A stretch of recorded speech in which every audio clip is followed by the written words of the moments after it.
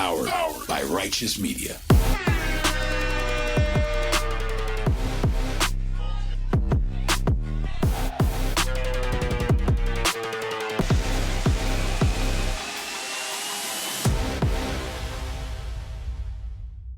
Welcome to Independent Americans. Welcome to episode 383. I'm your host, Paul Rieckhoff. It is Thursday, November 27th. Happy Thanksgiving, everybody. Wherever you are around the country and around the world, from my family and our team here at Independent Americans, we want to wish you all a very, very happy Thanksgiving. I'm coming to you from New York City, USA, where, of course, we've got the Thanksgiving Macy's Day Parade. It's kind of a gloomy day, but we are bringing my family together here in New York City. We got the grandmas coming to town, my brother, all the kids. We're going to throw the football around and enjoy a meal. And every Thanksgiving, I am always especially thankful for all the folks, the men and women who are in our military, who are serving overseas and around the world. I remember what it was like to have Thanksgiving in Iraq away from my family, and I never forget that. And we are thankful for all of you and for your families back home who have an empty seat at the table. Thank you to all our law enforcement and first responders who are working right now while many of us are eating turkey and watching a football game. Got a great day of football coming up. This is going to drop around or in between all of that. But the Cowboys against the Chiefs, that's going to be a fun one. I hope you get a chance to check it out. My family is definitely going to be riveted to that because my sister-in-law is a Cowboys fan and my little 7-year-old, almost 7-year-old, is a big, big Chiefs fan. So that's going to be one thing that's going to divide us. But Thanksgiving is a time where we can be together. No matter what kind of craziness the president puts out today, no matter what kind of breaking news we get, I hope we can all take a moment to reflect and be thankful. And we're going to do that on this show by bringing you part 2 of our dynamic conversation with the next generation of independent Americans who are stepping up to run for office. In part 1, yesterday, you heard from the first group, the folks who won locally this past election and the folks who are stepping up to bring it home in 2026. They're just the start. They are the tip of the iceberg. Yesterday, you heard from me and, of course, Mike Prokuk, Toby Proctor, Todd Achilles, Donna Charles, and Brian Bangs. And now in part 2, you're going to hear from the dynamic Ty Pinkins. This guy is awesome. He's going to tell you what it's like running for office as an independent veteran in Mississippi, what it's like to be in rural areas, what it's like to talk to people of different races and different political backgrounds, and why people are inspired by his race. Then you're going to talk to the guy who's been kind of the flagship over the last 12 months or so, Dan Osborn, the former mechanic, the Navy veteran who ran for office last year from Nebraska for U.S. Senate, lost a close one to Deb Fischer, but sent shockwaves across the political establishment. He's been a regular on this show. He will be coming back soon, but he's running again. This time to take on a billionaire that you're going to hear more about.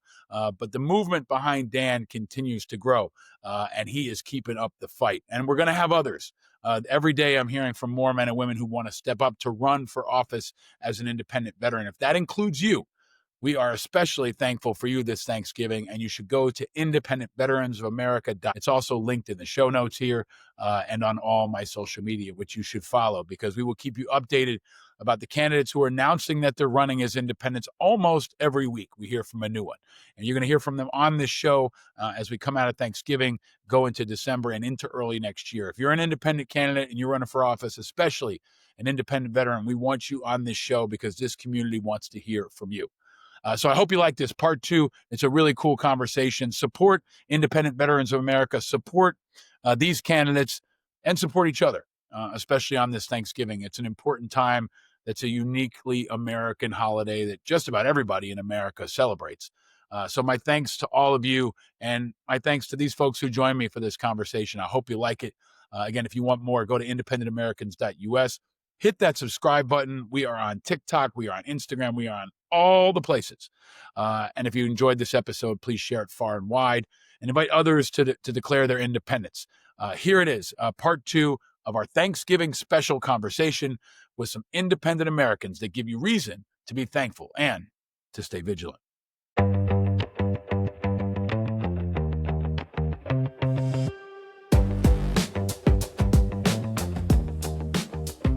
I know it's been a long day for many of us, and I appreciate all of you sticking around and giving your time. Ryan, you always inspire me and you always teach me, and I think that's a huge part of what folks have to do when they run as independents. You have to be a teacher. You have to explain to people how the system is broken. You have to explain to them what change looks like. And I think you also have to set a vision. And when I look at this board here of all of your faces and all of your backgrounds, I mean, you are the change that America wants. And we have to envision a moment where you're all in elected office and we are working together as a fulcrum to really disrupt this system and empower people. I was on C-SPAN today talking about it, and I don't think folks talk enough about open primaries, something that many of us have focused on, how many of the elections that were happening on Tuesday didn't matter, right? Because the die had been cast. So there's the structural changes necessary, but also there's the inspiration and the leadership, and you all represent that. We're going to come around a third and head it home here with our final two folks. Mr. Osborn, I'm going to let you back clean up, but I'm going to come over to my friend Ty Pinkins. And Ty, I have to start with an apology. I said Kentucky today on C-SPAN, and Todd Achilles, who's so on his shit that he texted me, was like, hey, Pinkins is from Mississippi, not Kentucky. And I will tell you in candor, it's because I met another candidate, Amy McGrath, in a green room the other day, who's running as a Democrat in Kentucky. And Amy and I are friends, but she ran before, and last time she told me Jesus Christ couldn't win in Kentucky if he was running as a Democrat. And I said, what changed? She said, well, things have changed. I don't think things have changed that much. Now, if she was running as an independent, it would be a very different situation.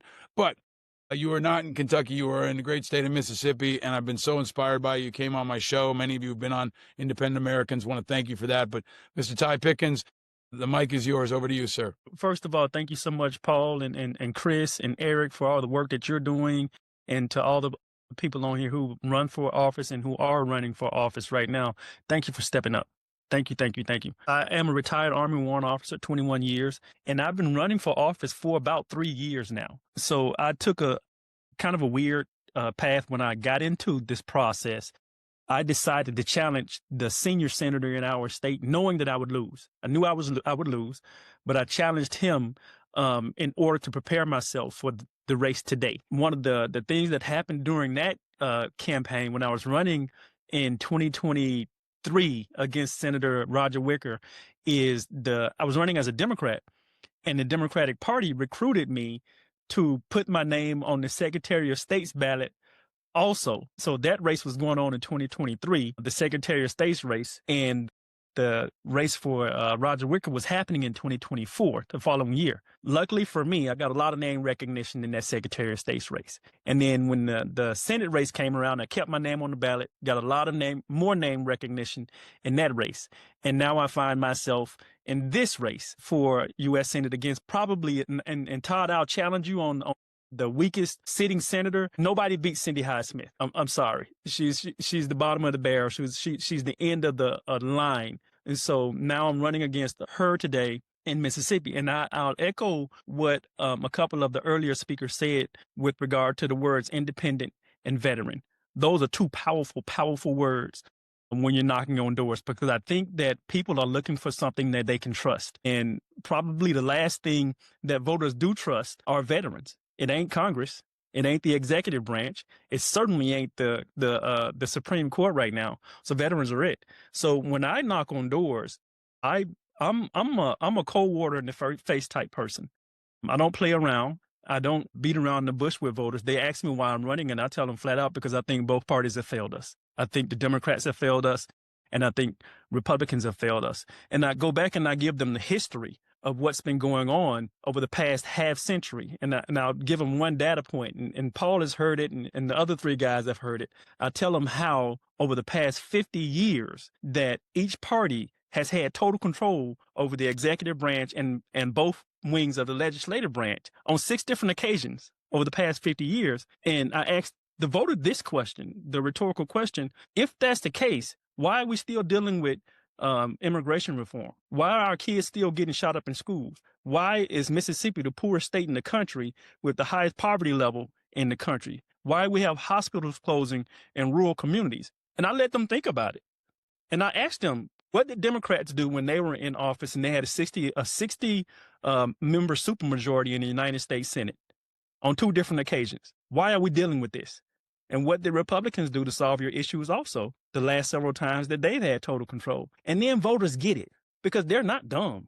They're smart once you give them the information. It's just that a lot of times elected officials and candidates like us, we have a little bit more information than they have. But once you treat them with respect and you explain stuff to them, a lot of them get it. And I've realized something really, really interesting over these past few years. Somebody earlier mentioned petition signatures. Mississippi is a unique place also with regard to the petition signature process, where a Republican, all he has to do is pay $2,000 and sign his name to a document, and he can get on the ballot. And the Democrat, all he has to do is pay $1,000, sign a candidate form, and he can get on the ballot. An independent has to go around the state and gather 1,000 signatures from 1,000 people. And in every county that he's gathered a signature, he has to take all of those signatures back to those respective counties, get them certified, then go back to all counties and pick up the signatures, then take them to Jackson and turn them in with $1,000. Now, I explain that to voters also. And they ask me why. They ask me, why is it so hard? Why is it so hard for independents to get on the ballot? I said, because Republicans and Democrats are terrified of independent candidates. They are absolutely mortified that an independent will get on the ballot, because then they have to ask questions. They have to answer questions. They have to answer tough questions that a Republican ain't going to ask a Democrat, and a Democrat ain't going to ask a Republican. And people start to see it.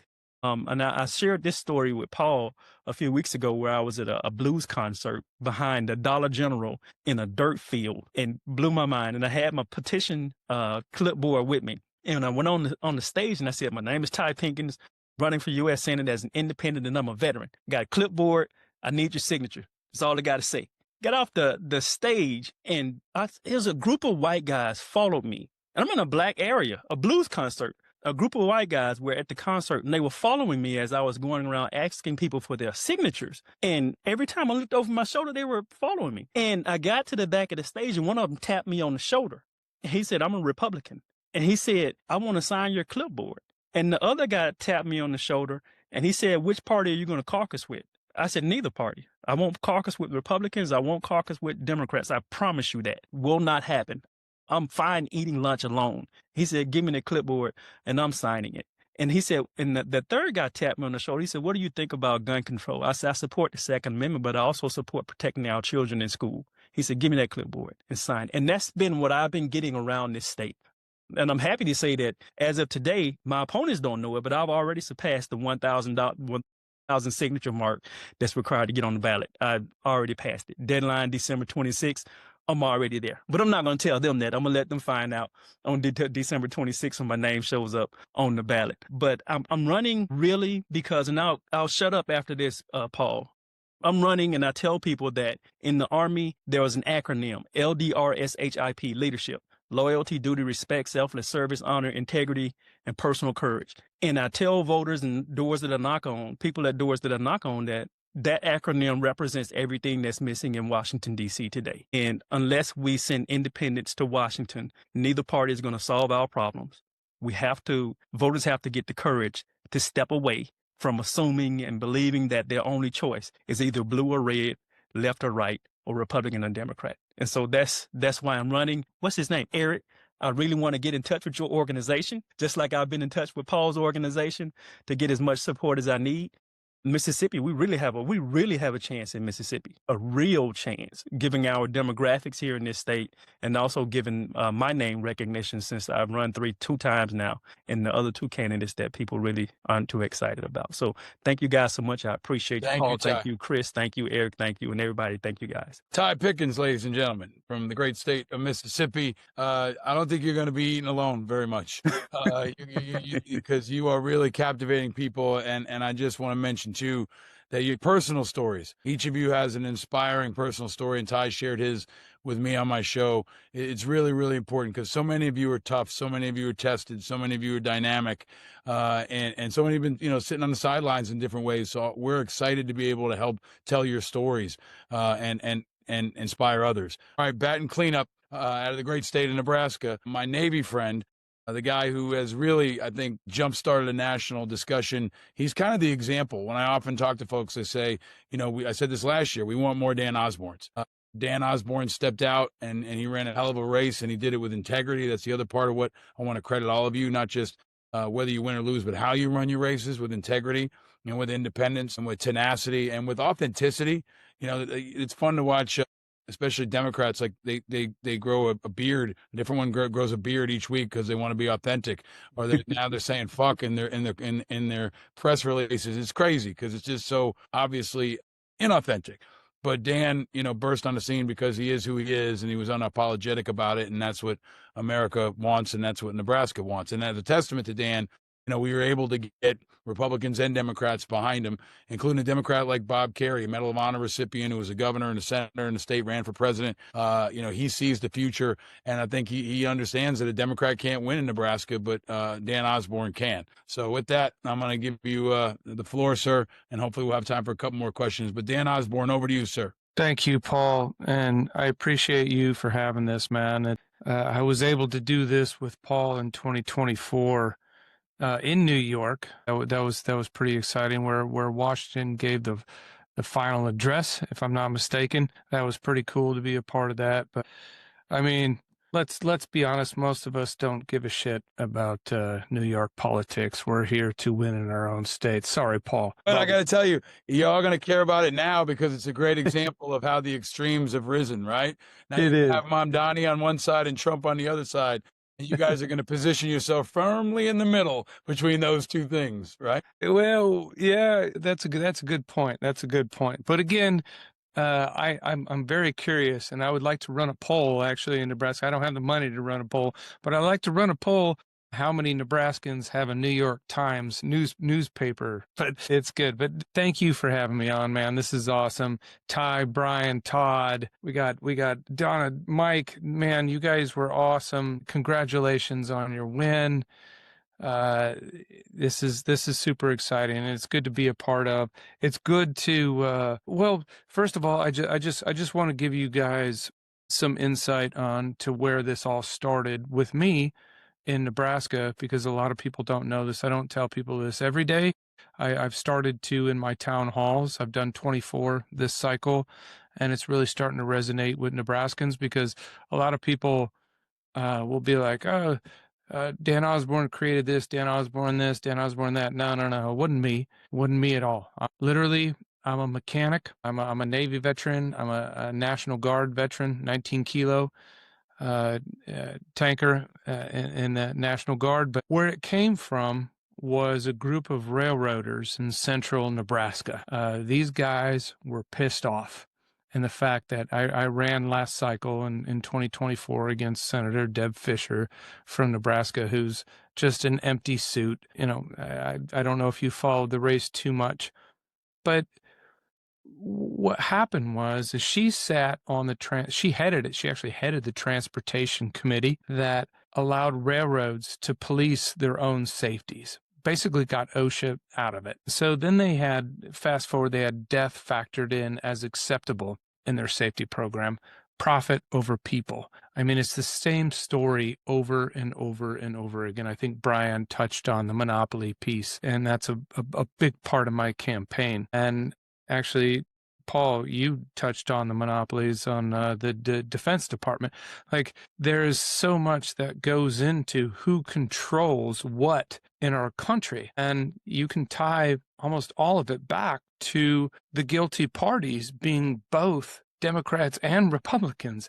Like, so many people on social media blame Donald Trump for everything that's going on, and they blame the voters. In Nebraska, they're blaming the farmers. The farmers are complaining on social media, so people are like, oh, it's your fault. You get what you voted for. And I'm like, no, a little bit, right? A little tiny bit. But also, so many administrations set the stage for what we're dealing with today. And for the people that are alive, that are old enough, if you wanted to blame somebody, you would have to go back all the way to somebody that voted for Nixon. You would have to blame somebody that voted for Carter, Reagan, Clinton, Obama. The names are escaping me. All the Bushes. Exactly. You would have to blame all those in order, because what they did is they all catered to this corporate state that we're seeing ourselves in, right? Like, what I go out and I preach in my town halls and what I talk about we're not left versus right now. This is not what we're at. This is what they want us to be fighting about. They want it to be Republican versus Democrat, left versus right, libertarian or liberals versus conservatives, however you want to frame it.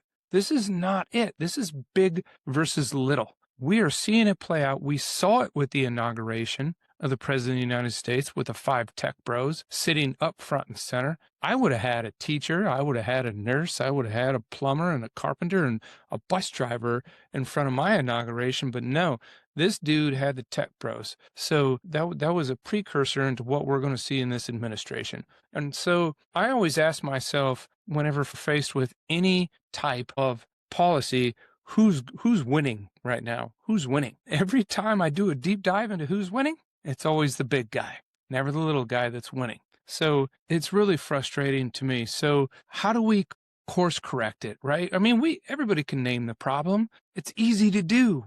We can all name the problems, but how do we name the solutions? And I don't know that I have the solutions, but what we've come up with, and I've come up with it from talking to everyday Nebraskans. I did 200 town halls last cycle. I'll do another 200, hopefully 250 this cycle. I learn every single time, and I take something from somebody who's boots on the ground in their field, whether it's education or healthcare or ag or whatever the case may be, small business owner. I take something from them and I move on to the next one and I learn. And what we're learning is, I think the number one issue of our time has to be the money in politics, right? It has to be Citizens United.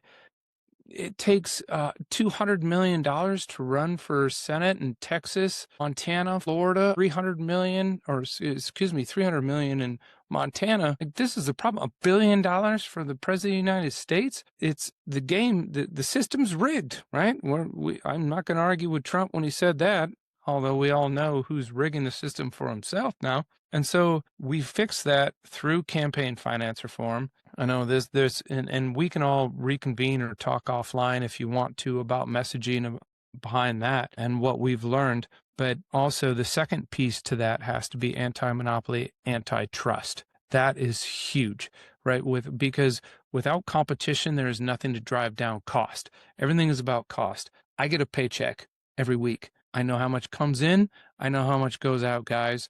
And I know I am struggling. I know when I go to the grocery store, I have to pick and choose whether I'm buying the Chef Boyardee canned food or maybe I can get some fresh vegetables, steak, or chicken that week. It's tough for people, and we're seeing the fight in Congress. I'm really pissed off that the Democrats folded on this shit because I think they were winning. I think they had the upper hand, but whatever. I don't know. That's just me. But here's what I want to talk about quickly and briefly on.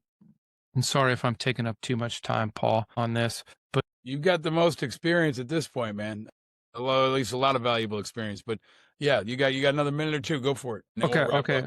I'll do it briefly. So what I talked to everybody about, and you mentioned, Paul, I think you mentioned Dollar General. Somebody mentioned Dollar General. Ty did, and like painting the most amazing picture of a dirt area behind a Dollar General where there's a blues concert with the white guys following him around. Yeah, that was the moral of the story. The moral of the story, and that was a great story, Ty. Because I was thinking, we're gonna have to fly down to Mississippi and roll some dudes up for the end of this story. But I'm glad it ended well.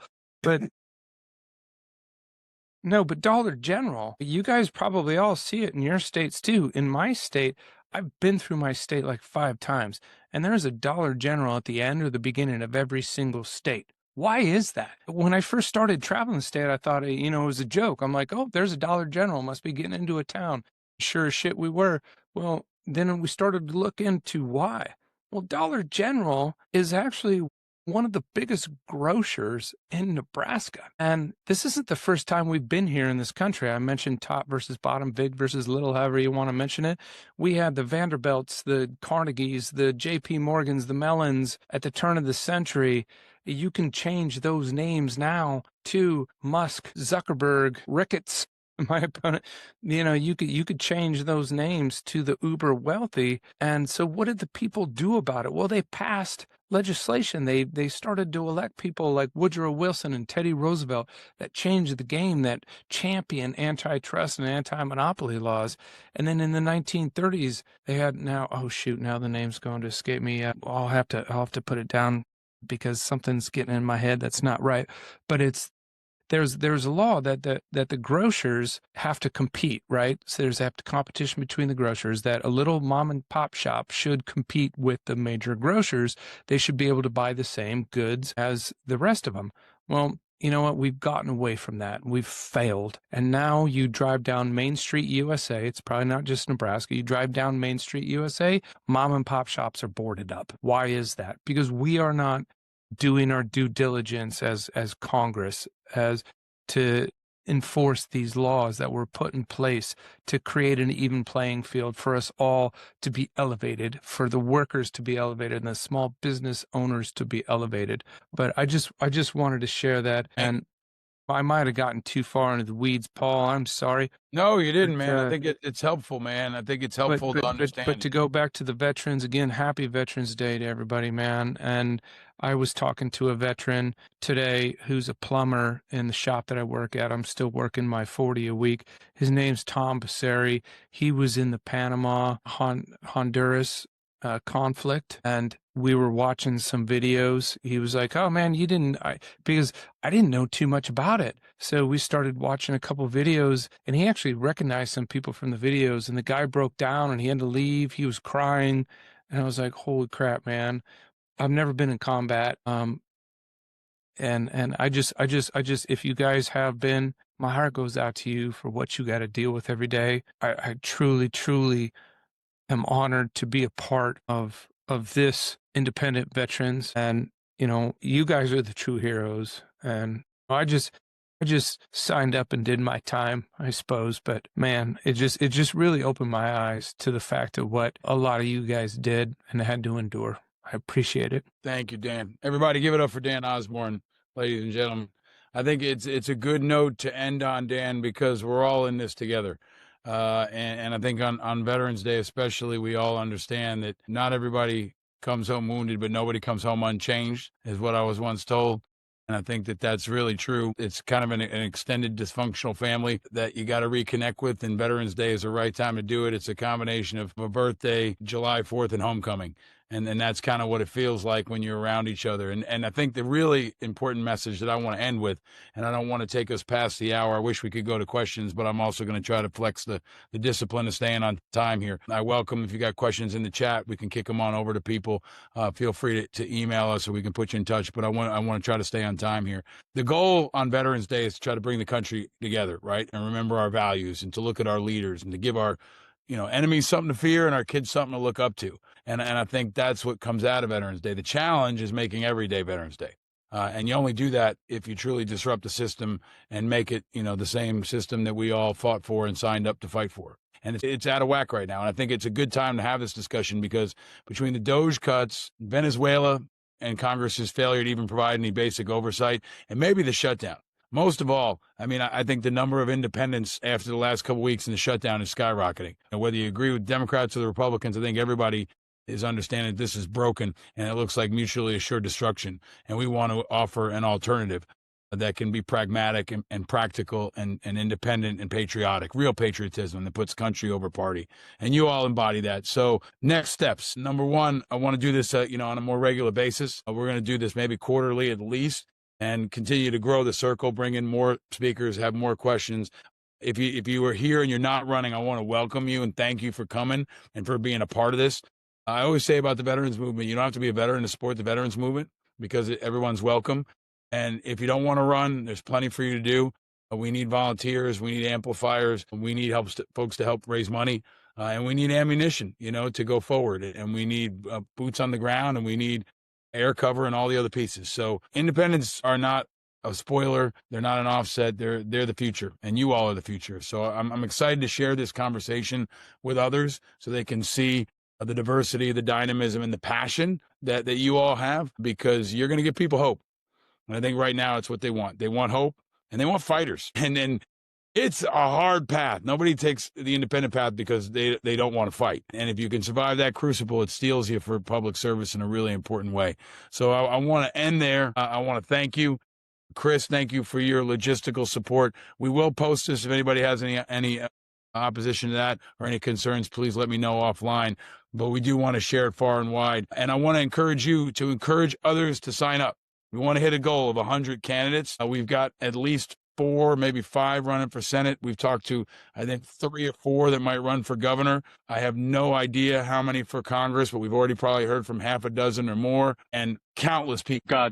I got one more for the legislature in Idaho. All right, let's go. We're stronger together, and we're multiplying. So let's keep it going. And most of all, happy Veterans probably Day. got one down here in Mississippi for you also, who's running for on the state level in Mississippi. There you go. Let's go. You guys are setting the example. But Veterans Day is a really important time. Let's keep the momentum going. Happy Veterans Day to all of you. And thank you for showing what this country is all about. Happy Veterans Day, everybody.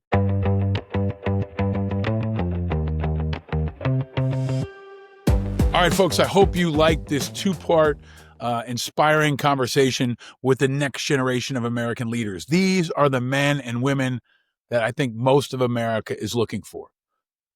Mamdani on the left and Trump on the right, they've been very high profile over the last couple of months. But I think most Americans want people who are somewhere in the middle, especially veterans. There's a lot of talk about the politics of Mamdani and Trump, but I think it's important to remember neither one of them are veterans.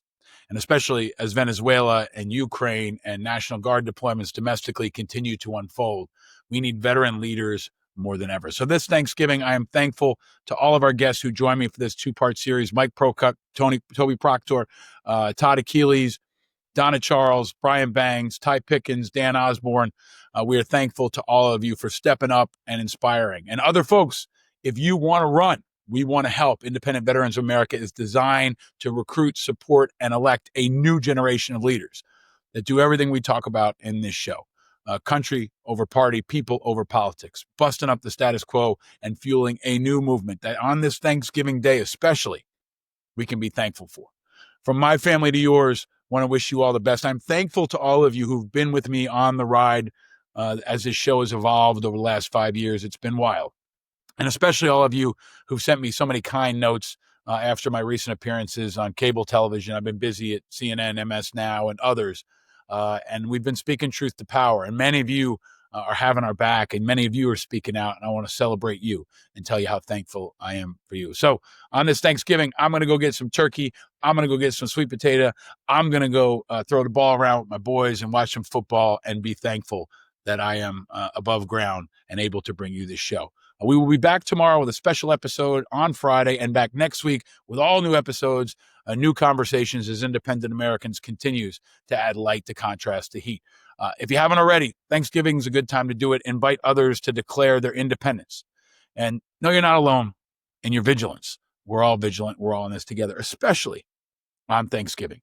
So happy Thanksgiving to all of you. You are the hope. You are the hope that fuels our democracy. And we need it now more than ever. No, you're not alone in your vigilance. We are all in this together, especially on Thanksgiving. Stay vigilant, America. And happy Thanksgiving. Happy Thanksgiving to everybody. Gobble, gobble.